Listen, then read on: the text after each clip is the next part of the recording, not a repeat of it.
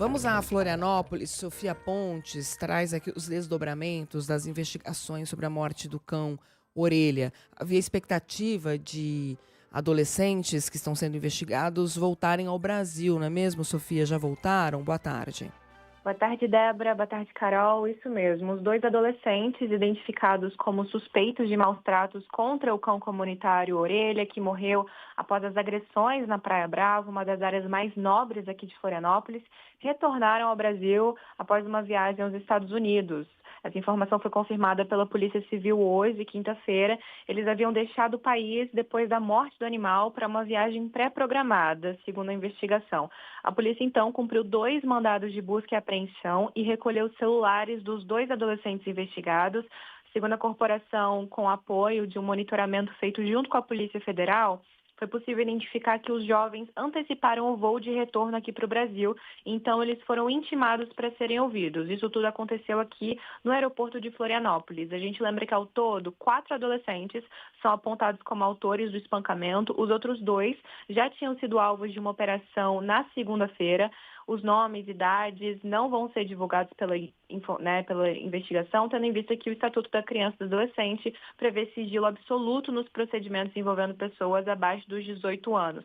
Não tem ainda uma data marcada para eles serem ouvidos, mas a investigação também pediu a elaboração do laudo de corpo de delito do cachorro, para esclarecer, então, as circunstâncias da morte. A gente lembra que não há ainda uma linha de investigação que aponta a motivação do crime, por que esses adolescentes agrediram o Orelha, mas 3 adultos, 2 pais e um tio dos adolescentes também foram indiciados, suspeitos de coagir uma testemunha durante a investigação do caso. Segundo a polícia, a vítima foi o vigilante de um condomínio, que teria então uma foto que podia ajudar a esclarecer o crime. Sofia Pontes, de Florianópolis. Obrigada, Sofia, pelas informações. Inclusive, hoje o Estúdio CBN ouviu o procurador do Ministério Público do Rio Grande do Sul, Fábio Costa, que explicou o que está em jogo no caso de maus tratos, né, a animais.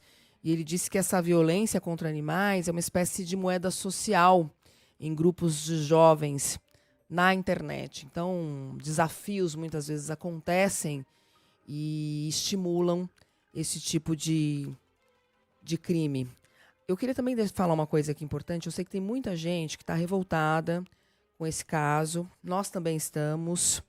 E algumas pessoas começaram a divulgar supostas fotos dos adolescentes investigados.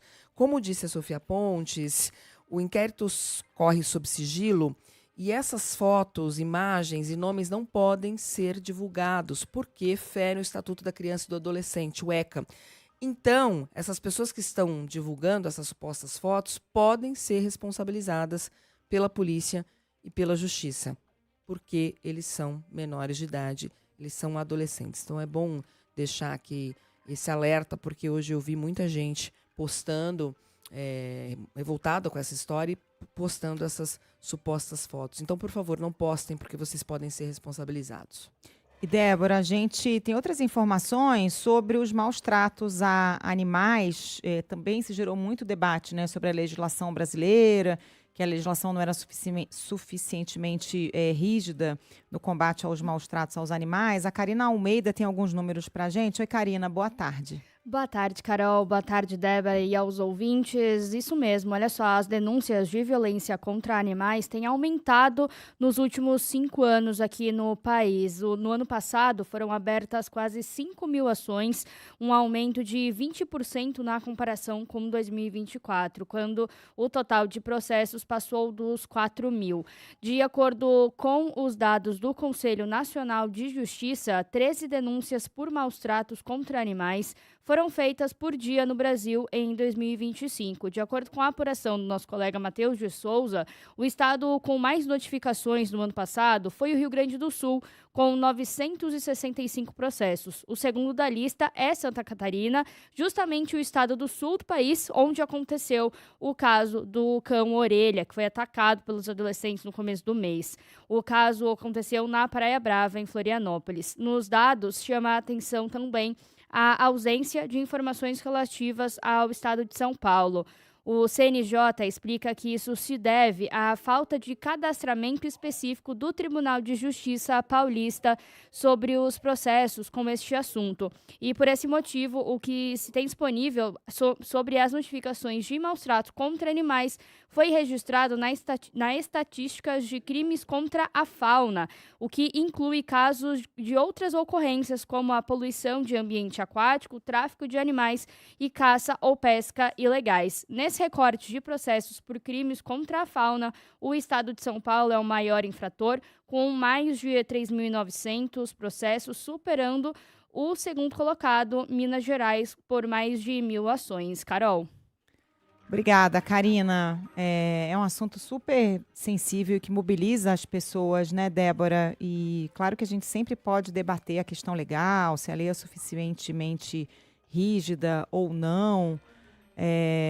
Mas acho que quem comete um crime, né, desse contra um animal não está preocupado com esse tipo de punição, né? É um grau de crueldade, não tem nenhuma preocupação, né, com o sofrimento do bichinho e muito menos com o tipo de punição a que pode estar sujeito, né? Ainda sobre a entrevista do procurador do Ministério Público do Rio Grande do Sul, Fábio Costa Pereira, que inclusive está muito boa, você pode acessar a entrevista na íntegra no site da CBN, né? Quando ele fala dessa moeda social em ambientes de internet, ele chama atenção para a prevenção e para o fortalecimento, que passa pelo fortalecimento dos vínculos familiares e também pela supervisão do uso da internet. Ele diz que a tela não é só uma tela, é um portal.